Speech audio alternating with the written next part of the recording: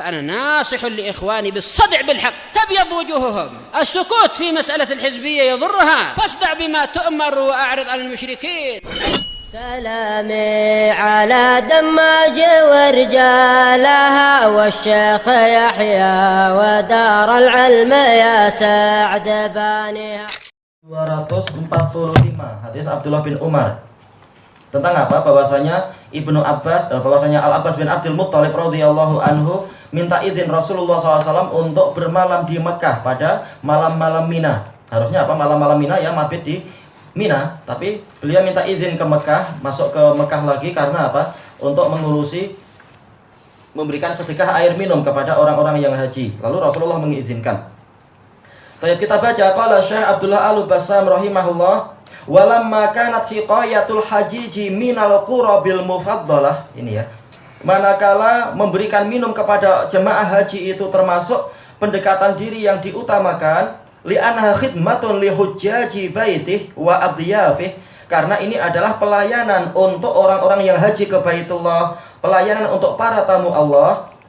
Rakhasa li ammihil Abbas, Rasulullah SAW memberikan keringanan kepada paman beliau Al-Abbas, likaunihi qa'iman alaiha, karena memang Al-Abbas itu yang mengurusi masalah siqayah. Apakah di sini istilah li ammiha kepada pamannya ini yang menjadi tolak ukur, ataukah ini memang tugasnya dikasih keringan karena itu tugasnya, bukan masalah ini paman saya atau bukan masalah nepotisme di sini. Oh, kalau keluarga diutamakan, kalau enggak, bukan. Tapi masalah memang itu tugas dia, dan itu adalah apa? Turun temurun. Memang ini adalah apa? Keutamaan yang diberikan kepada apa? Keluarga Al-Muttalib, keluarga Abdul Muttalib untuk mengurusi siqayah.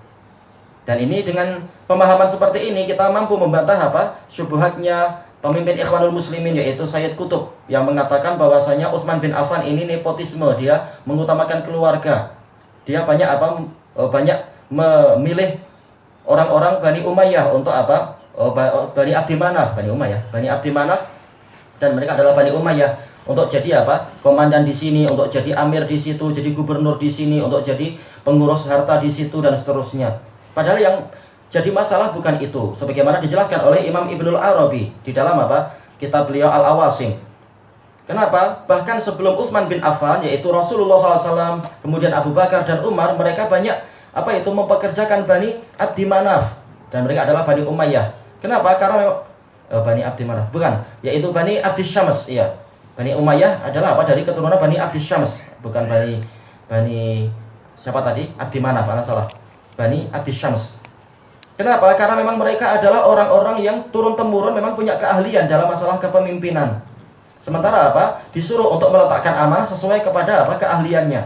Jadi bukan masalah ini keluarga saya atau bukan, tapi ini adalah apa? Adalah memang semuanya harus diletakkan pada tempatnya. Jadi walaupun ini keluarga saya sendiri, kalau memang dia adalah pandai dalam masalah itu, dia berhak untuk mendapatkan. Nggak perlu kita, nanti orang buruk sangka. Bukan masalah buruk sangka atau enggak, tapi apa? Ini amanah besar, harus diletakkan tepat pada tempatnya. Karena kalaupun kita letakkan kepada orang lain karena kita malu, tetap ada pihak yang lain lagi yang akan buruk sangka sama kita. Maka apa? Istiqomah di atas syariat, istiqomah di atas maslahat yang lebih besar, dan tidak peduli dengan apa? Buruk sangka orang yang buruk sangka. Tayyib. Nah, seperti itu pula Rasulullah SAW, beliau mengizinkan Al-Abbas bukan karena beliau sebagai paman, bukan karena Abbas sebagai paman, tapi karena memang ini sudah jadi tugas beliau turun-temurun. Masalah apa? Masalah siqayatul hajj. Qal bitarkil mabiti bimina, mengizinkan beliau untuk tidak bermalam di Mina. Liyaquma bisaqil hujjaj, untuk apa? Mengurusi pemberian air minum kepada orang-orang yang haji. Mimma dalla ala anna ghairahu mimman la ya'malu mitla amalihi laisa lahu hadhihi rukhsah. Minnya adalah min sababiyah. Ini menunjukkan bahwasanya yang selain beliau dari kalangan orang yang tidak beramal semacam amalan beliau ini, yaitu Al-Abbas, dia tidak memiliki keringanan tadi. Tayyib. Yaitu apa? Yang selain Rasul, yang selain Al-Abbas, dia harus apa? Dia harus tetap tinggal di Mina. Karena apa? Dia orang yang haji harus apa? Bermalam di Mina. Tidak ada keringanan di sini. Tayyib. Ma yu'khadhu minal hadis. Faedah yang diambil dari hadis ini, al-ula wujubul mabiti bi Mina layaliya ayyamit tasyriq. Wajibnya bermalam di Mina pada malam-malam di hari-hari tasyrik. Malam 11, malam 12, malam 13. As-saniyah al-muradu bil mabit al-iqamatu bi Mina aksarul lail. Ini alal khilaf. Tapi yang dipilih oleh beliau bagus. Yang dimaksudkan dengan bermalam adalah tinggal di Mina di mayoritas malamnya. Jangan hanya 1 menit, 2 menit. Tapi apa? Mungkin apa? Kita usahakan 6 jam atau yang semacam itu. Tayyib. As-salisah ar-rukhsatu fi tarkil mabiti li suqatil hajj. Yaitu ada keringanan untuk tidak bermalam di Mina untuk orang-orang suqah, orang-orang yang memberikan air minum kepada orang yang haji. Wa ulhiqu bihim ar-ru'ah. Digabungkan kepada mereka adalah para penggembala. Penggembala yang mana nih? Yaitu yang menggembala binatang-binatang hadiyu. Yang memang apa? Belum disembelih. Ada yang orang sudah menyembelih tanggal 10, ada yang nanti saya cari waktu yang longgarnya adalah tanggal 13. Sementara apa? Para penggembala mereka ada tugas untuk menggembala. Demikian pula penggembala yang datang dari apa? Dipekerjakan oleh pemerintah. Mereka dapat keringanan untuk tidak bermalam di Mina. Tapi apa? Bermalamnya di mana? Menemani kambing-kambingnya atau unta atau lembunya di padang rumput. Kalau memang padang rumputnya bukan di Mina. Kalau di Mina alhamdulillah dekat, pagi sekalian langsung disembelih. Tapi misalkan tidak, maka itu boleh sebagaimana dalam hadis yang lain. Wa ba'duhum alhaqa aidan ashabal hajati daruriyah. Sebagian ulama juga menggabungkan kepada keringanan tadi orang-orang yang memiliki hajat yang sampai tingkat kecemasan, darurah. Darurah ini perkaranya lain. Tahu-tahu apa? Sakit harus masuk ke apa istilahnya ICU, masuk ruang gawat darurat. Nah, ini lain keadaan. Namanya darurah. Kaman lahu malun yakhafu dhaya'ah. Seperti apa orang yang memiliki harta dan dia khawatir harta itu hilang, terutama harta yang apa itu yang susah untuk dipindahkan. Kalau sekedar uang kertas atau yang semacam itu tentunya mudah dibawa. Ini misalkan memang kebetulan ada harta yang susah untuk dipindahkan, sementara hartanya itu tidak sedang di Mina. Tayyib. Au marid, atau dia orang yang sakit, laisa indahu man yumarriduh. Sementara itu tidak ada orang yang mengurusi dia. Berarti apa? Ada orang yang ditugaskan untuk mengurusi, maka dia boleh untuk tidak bermalam di Mina. Karena ini adalah fardu kifayah, harus ada yang mengurusi. Tayyib. Kalau luka atau sekedar apa barang duniawi kecil aja tetap harus dipelihara, walaupun mungkin bukan tugas kita kalau di dua tanah suci, petugas khusus. Intinya adalah apa? Harta itu tidak boleh disia-siakan. Apalagi ini adalah nyawa mukmin yang lebih mahal daripada dunia dan seisinya. Harus ada yang mengurusi orang sakit ini, saudara kita. Maka yang keempat, maka na'alahi ahlu Makkah fi jahiliyatihim, yaitu kebiasaan orang-orang Mekah di masa jahiliyah mereka, min ikramil hujjat, yaitu apa? Memuliakan orang-orang yang haji. Ini adat yang bagus.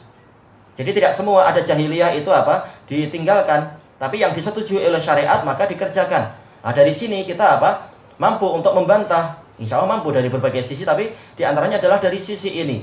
Membantah apa? Sebagian para duat mumayyi'un yang mengatakan masalah jenggot ini jahiliyah juga mereka pelihara jenggot, kita disuruh untuk apa? Tidak ikut jahiliyah. Berarti nggak apa-apa kita cukur jenggot. Demikian pula orang-orang yang melarang apa itu pakai jubah, pakai surban. Jahiliyah mereka pakai gini.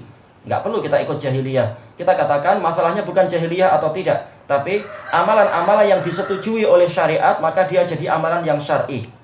Orang jahiliyah banyak yang memuliakan tamu. Apakah nggak usah memuliakan tamu lah biar nggak sama dengan jahiliyah? Ini keliru tentunya. Jadi yang dilihat bukan semata-mata orang jahil mengerjakan itu atau tidak, orang Yahudi Nasrani mengerjakan itu atau tidak. Banyak pendeta juga yang punya jenggot, bahkan Sinterklas punya jenggot. Kita jangan punya jenggot. Bukan itu. Syariat menyuruh apa? Selesai. Baik. Kalau syariat nggak menyuruh, nggak melarang, baru membahas masalah mukhalafatul kufar. Baik. Kemudian apa? Wal qiyami bi khidmatihim, yaitu menjalankan pelayanan untuk orang-orang yang haji. Wa tashili umurihim, memudahkan urusan orang haji. Ini apa? Kebaikan-kebaikan jahiliyah. Makanya Nabi SAW bersabda, innama bu'istu liutammima makarimil akhlak. Diriwayatkan oleh Imam Bukhari dalam Al-Adabul Mufrad dari Abi Hurairah, dan ini sahih. Saya hanyalah diutus untuk menyempurnakan akhlak mulia. Kata para ulama, kenapa Rasul mengatakan menyempurnakan? Karena zaman jahiliyah banyak akhlak-akhlak mulia juga. Maka akhlak yang mulia itu disempurnakan, bukan untuk ditinggalkan. Yang tidak mulia itu yang ditinggalkan, diganti dengan yang mulia. Jadi tidak semua ada jahiliyah itu buruk kemudian ditinggalkan. Yang bagus-bagus dan syariat setuju, maka apa? Itu jadi syariat juga. Wa ya'tabiruna hadza minal mafakhiril jalilah. Orang-orang jahiliyah dulu memandang amalan seperti ini termasuk kebanggaan yang agung, dan itu layak untuk dibanggakan. Karena apa? Memang ini amalan mulia, memuliakan para tamu-tamu Allah. Faja'al Islamu fazada min ikramihim. Maka kemudian datang Islam dan menambahkan pemuliaan mereka. Fa'asa an nahtadhiya min hadhil adab. Maka semoga kita mampu untuk apa itu nahtadhiya, kita berjalan dengan adab-adab ini. Wa nuqaddima li dhuyufir rahmani ma yakunu fid dunya dzikran hasana. Kita menyerahkan, memberikan kepada para tamu Ar-Rahman itu sesuatu yang di dunia ini menjadi penyebutan yang bagus. Makanya baik yang dilakukan oleh pemerintah Saudi. Setelah apa itu? Setelah membeli apa itu? Burj Sa'ah yang sangat mahal itu. Apa itu? Menara jam itu. Tertulis di situ apa? Wakaf. Wakaf lillahi ta'ala. Ini bagus, amal soleh, memuliakan para tamu Allah dan seterusnya. Sebagiannya atau setengahnya dan seterusnya itu, atau semuanya, terserah. Ini adalah apa? Penyebutan yang baik.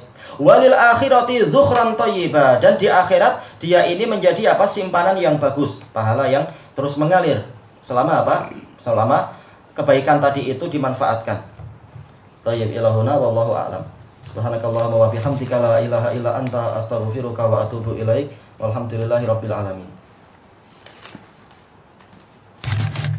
Tentang pemerintahan Utsman, adakah ada banyak beza dengan pemerintahan Umar dari segi orang-orang yang dilantik? Kalau dijelaskan oleh Muhibbuddin Al-Khatib juga, dan juga dijelaskan oleh Ibnul Arabi, tidak banyak perubahan. Cuma apa? Tentunya yang meninggal ditukar. Ada sebagian apa? Para sahabat yang jadi umaroknya Umar, mereka meninggal, maka diganti. Tapi kebanyakannya adalah dari apa? Dari kabilah-kabilah tadi, kabilah Bani Abdis Syams. Karena memang mereka adalah terkenal sebagai umarok. Makanya apa? Umar sendiri apa? Beliau menetapkan apa? Muawiyah sebagai umarok di Syam. Nah, setelah Umar meninggal, maka apa? Utsman ibn Affan menetapkan, nggak apa-apa, lanjutkan. Makanya selama kurang lebih berapa itu? 20 tahun beliau apa? Jadi umarok di masa-masa itu. Sampai apa? Kemudian setelah khilafah nubuwah selesai, kemudian Al-Hasan selama kurang lebih 5 bulan beberapa ditambah dengan sekitar beberapa minggu itu, kemudian beliau menyerahkan kepada Muawiyah, dan Muawiyah jadi khalifah. Disebutkan dalam biografinya selama berapa? Kurang lebih 20 tahun beliau itu jadi amir. Silih berganti dari apa? Para penguasa-penguasa yang ada. Menunjukkan apa? Utsman tidak banyak merubah, kecuali ketika apa? Ada yang meninggal atau kekuasaan semakin meluas, perlu ada apa? Amir-amir baru. Tapi rata-rata dari tokoh-tokoh itu juga. Wallahu a'lam.